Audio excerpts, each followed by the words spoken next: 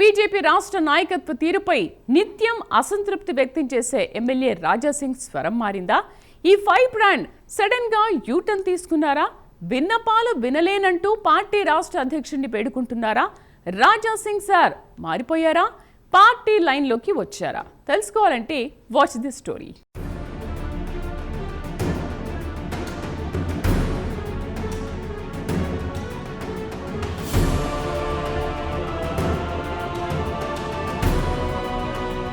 తెలంగాణ కాషాయ పార్టీలో నిత్యం అసంతృప్త రాగాలు వినిపించే ఎమ్మెల్యే రాజాసింగ్ విన్నపాలు వినవలే అంటూ రాష్ట్ర సారథి కిషన్ రెడ్డిని అభ్యర్థిస్తున్నారు. అకస్మాత్తుగా గోషామహల్ స్వరం మారడానికి కారణాలేంటి అనే దానిపై పార్టీలో జోరుగా చర్చ జరుగుతోంది. పార్టీలో తనకు అన్యాయం జరుగుతుందని ప్రతి సందర్భంలోనూ రాష్ట్ర నాయకత్వంపై చిటపటలాడేవారు. పార్టీ జాతీయ నాయకత్వాన్ని ఏమీ అనకపోయినప్పటికీ రాష్ట్ర పార్టీ నాయకత్వాన్ని ప్రశ్నిస్తూ చికాకు పెట్టేవారు. 3 సార్లు ఎమ్మెల్యేగా గెలిచిన రాజాసింగ్ తనకు పార్టీలో ప్రాధాన్యత దక్కడం లేదని చాలాసార్లు అసంతృప్తి, అసహనం వ్యక్తం చేశారు. హైదరాబాద్ జిల్లా లోకల్ బాడీ ఎమ్మెల్సీ ఎన్నిక సందర్భంలో స్వయంగా కేంద్ర మంత్రి బండి సంజయ్ వెళ్లి సముదాయించే ప్రయత్నం చేశారు.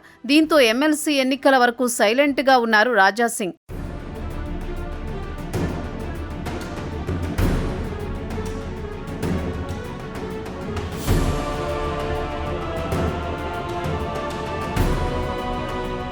ఎమ్మెల్సీ కవిత లేఖ తర్వాత మరోసారి రాష్ట్ర నాయకత్వంపై ఘాటుగా విమర్శలు చేశారు.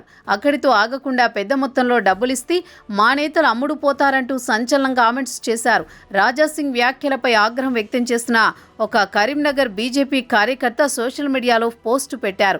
రాజాసింగ్ వల్ల పార్టీ నష్టపోతోంది అంటూ సోషల్ మీడియాలో పోస్టు పెట్టడంతో రాజాసింగ్ మరోసారి ఫైర్ అయ్యారు. కరీంనగర్ నుంచి వార్ మొదలైందంటూ ఇండైరెక్ట్గా బండి సంజయ్పై కూడా అసంతృప్తి వ్యక్తం చేశారు. సస్పెండ్ చేస్తే చేసుకోండి, అందరి జాతకాలు బయటపెడతా అంటూ పార్టీ రాష్ట్ర నాయకత్వానికి కొరకరాని కొయ్యలా రాజాసింగ్ వార్నింగ్ ఇచ్చారు.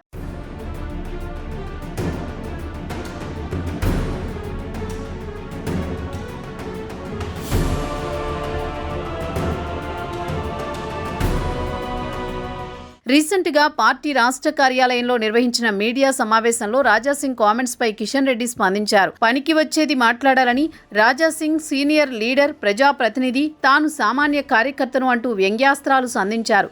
రాజాసింగ్ ఏమనుకున్నారో ఏమో, వెంటనే తన రొటీన్ మెసేజ్లకు భిన్నంగా మీడియాకు విన్నపాలు వినవలే అంటూ కిషన్ రెడ్డిని అభ్యర్థిస్తున్నట్లు మెసేజ్ పాస్ చేశారు. వ్యక్తిగతంగా సమయం ఇవ్వండి, వచ్చి కలుస్తాను అంటూ కిషన్ రెడ్డిని అభ్యర్థించారు. సమయం నిర్ణయించి చెబితే వచ్చి కలిసేందుకు సిద్ధంగా ఉన్నానని చెప్పారు. వ్యక్తిగత విభేదాలను విడిచిపెట్టి ఐక్యంగా పని చేద్దామని కోరారు.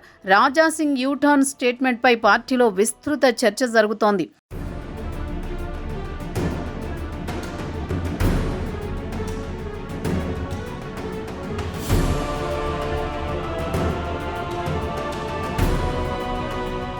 రాజాసింగ్ యూటర్న్ తీసుకోవడానికి ముందు బ్యాక్గ్రౌండ్లో ఏదో జరిగిందనే ప్రచారం సాగుతోంది.